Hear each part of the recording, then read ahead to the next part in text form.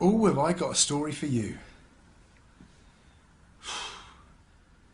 Well, I obviously disappeared for a month, and it's been a hell month, and I want to give you just a quick update. This won't be a polished video, just me in my hotel room, um, out of breath, but lucky to be alive. So let me tell you the story of what happened over this last month. I flew to Serbia, as some of you know who follow me on Instagram, about a month ago now, a little bit more.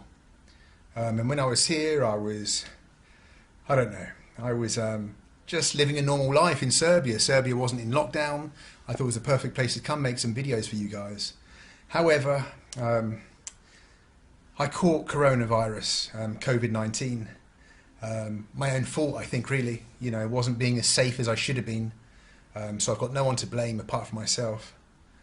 And the biggest mistake was that I didn't go to a doctor immediately.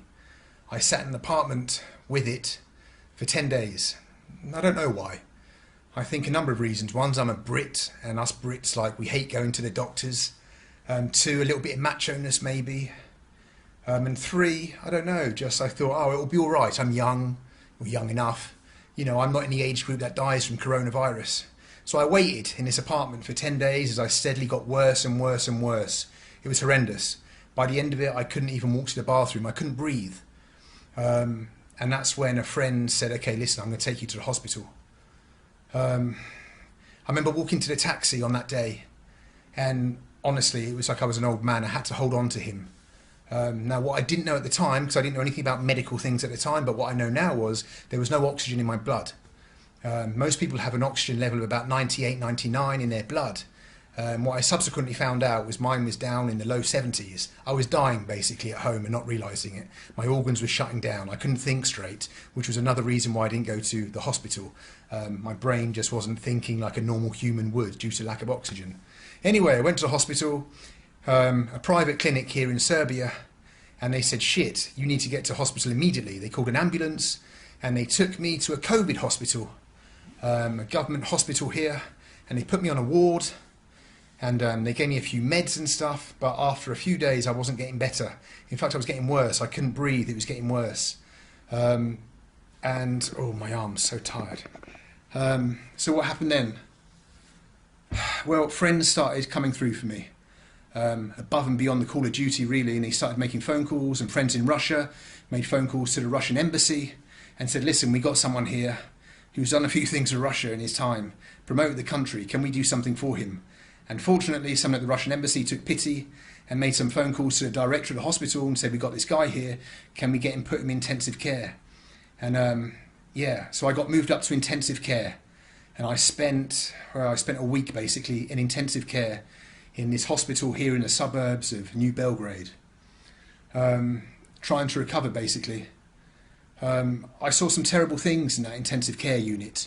On the 1st of July, I woke up about 5 o'clock in the morning to see the person in the bed next to me being resuscitated manually by the nurses and doctors. There were nurses and doctors all around, and they were trying to resuscitate that person. It was an older person, but I just remember lying there, just watching this, just thinking, what the fuck is going on? I'd never seen a dead person before, definitely never seen anyone die before, but that person died. And that scared me a lot, because I was like, well, if that person can die, and they weren't that old, then who knows about me. A few hours later, the person in the bed in front of me, I was just watching their machine, their monitors, nothing else to do in an IC unit, and it just went flat. The nurse came over, checked him, called a doctor, checked the pulse, threw the blanket over the face. He was dead. He was a lot older. But yeah, so that was pretty nuts, basically, just to see two people die in front of you like that. Really brings it home to you, you know, just what this coronavirus is about. Anyway, the ICU unit staff, how do you say it? ICU unit, whatever, were amazing. The Serbian doctors and nurses, I have to keep switching arm because I've just got no strength. The doctors were amazing. They looked after me. There was a nurse in there all the time, just checking me, giving me all these medicines, antibiotics that, well, subsequently have kind of like fucked me up in some ways, but got me over the coronavirus. I had double pneumonia. I mean, it spread to every part of my lungs.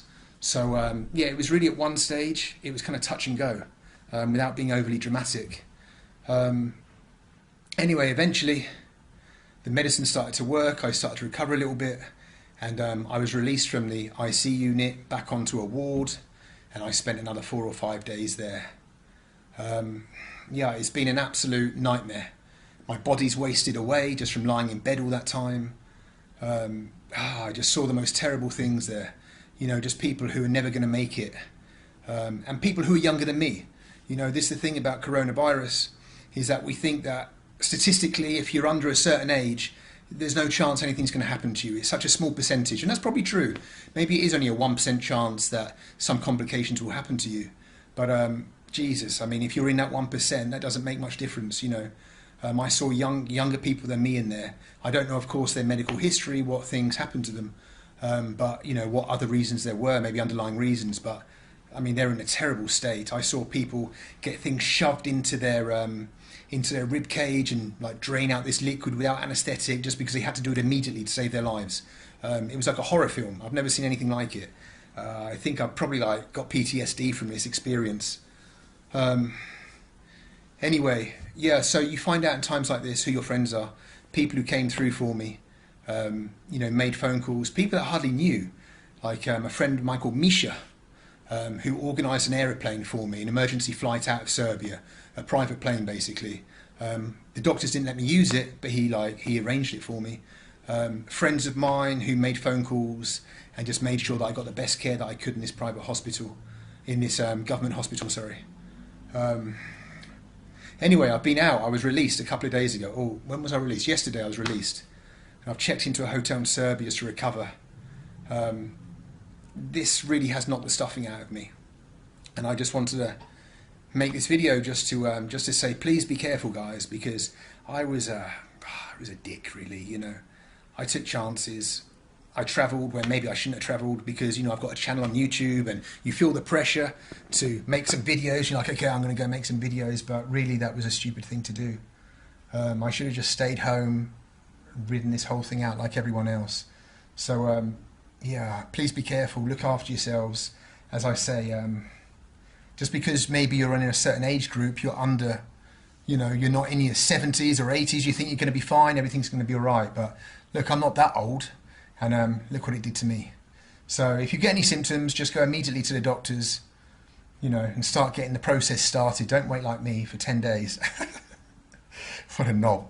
So, yeah. Oh, man. So what have I learned from this experience? Well, I've learned, wow, life. You know, the most fundamental thing, when I was in that ward on the unit and I saw those 2 people die, it's like you realise that there was nothing spiritual in it at all.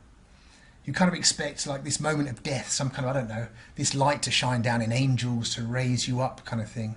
And the reality is that you're on a bed, someone throws a sheet over you, switches off your machine, and your life's over, and that's it, and people die on their own. You know, there was no spirituality in that. And so I suppose my point is, if that's how we're all going to go out, then make the most of your lives. Because, yeah, do what you can, achieve what you can. Don't waste time on Instagram and shit. Because one day you're going to be on a hospital bed like that with just a sheet thrown over you. That's pretty morbid, but that's the truth.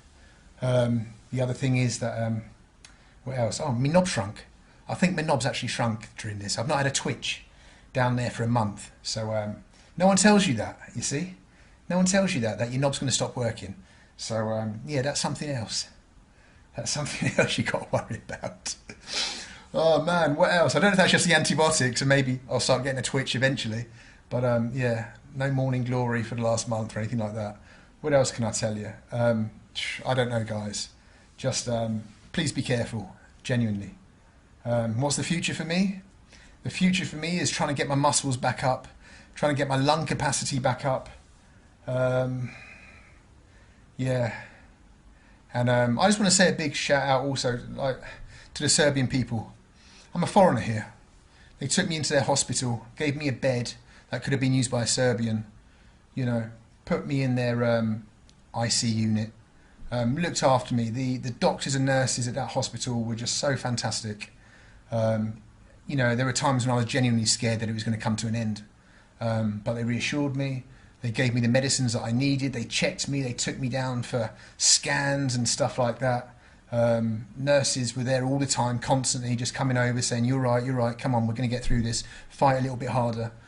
So big up to the Serbian people. I've always liked the Serbian people, but Živa Serbia once again. And I've got a long road ahead of me of recovery. I don't know, it's going to be a few months now.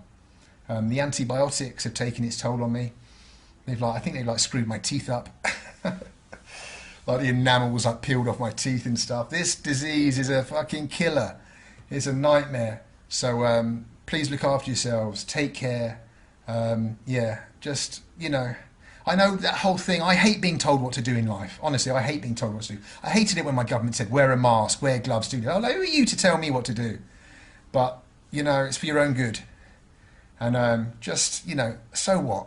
Just bloody wear a mask if you have to, for God's sakes. Who gives a shit? Right? It's just a mask. Yeah. I don't know. What else can I tell you? Want to hear more about my knob? That's it, I suppose. Don't want to ramble for too long. But I just want to give you an update. So that's it. That's my COVID story. How I almost died of COVID. I'll probably think of loads of stuff afterwards that I could have added. Of course there is. But yeah, just finally, just to say, look after yourselves. Take care. And many thanks to the people who came through for me. Who came through for me in this last month. You know, you find out who your friends are at times like this. And the people, just a little text messages even, just saying, come on, we're pulling for you. Hope you get through this. That you know, those mean a lot at those times. Anyway, yeah, I'm not asking for sympathy. I'll be fine. It's going to take a while. Get some muscles, but I'm so embarrassed walking about. Just this body of an 80-year-old man. When I checked back into this hotel after not being here for a few weeks, they literally did a cartoon double take. They were like, is this the same dude? He was in his 40s before and now he's in his 70s. Nightmare, absolute nightmare. But I'll get through it, I'll be fine. And we'll be back to making some films. And I don't know. Yeah. We'll be back at some point to have some crazy adventures. Central Asia, something like that. But I need a couple of months just to focus on myself and get myself healthy. All right, guys. Once again, Živa Serbia. Thank you to the people of Serbia for helping me out on this one. And yeah, I'll see you further down the road, you crazy buggers. See you later.